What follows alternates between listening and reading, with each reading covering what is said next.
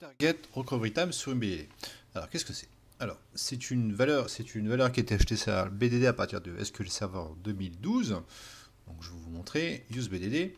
Donc, le recovery internal, en fait, c'est ce qui va permettre au checkpoint qui est par défaut sur 0. Donc, quand le checkpoint est par défaut sur 0, c'est-à-dire qu'il va avoir un checkpoint sur le moteur SQL toutes les minutes. Donc, on peut le voir via 6 configurations. Donc, dans les configs du moteur SQL.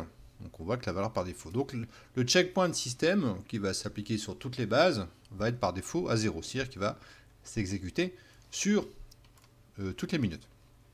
À partir de SQL Server 2012, on a le Target Recovery Time in Second. Donc à partir de la base, ici, je vais mettre le nom de ma BD, on voit que c'est en secondes, donc qui est exécuté aussi toutes les minutes. D'accord? Donc on peut changer cette fréquence de checkpoint sur une base de données. D'accord? On peut le faire sur une base de données distinctement sur des autres bases de données.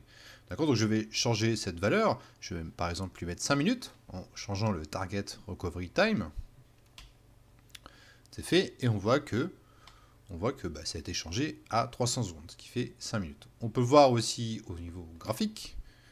On va dans les options de base de données, droit propriété.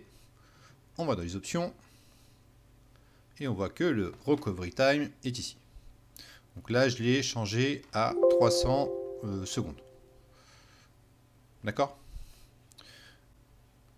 Donc j'ai parlé du checkpoint dans cette démo. Donc la démo suivante va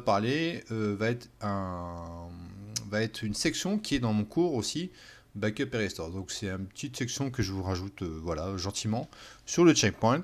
Donc c'est la section suivante qui va vous parler de l'utilité de checkpoint et comment il peut être très important de savoir sa fonctionnalité.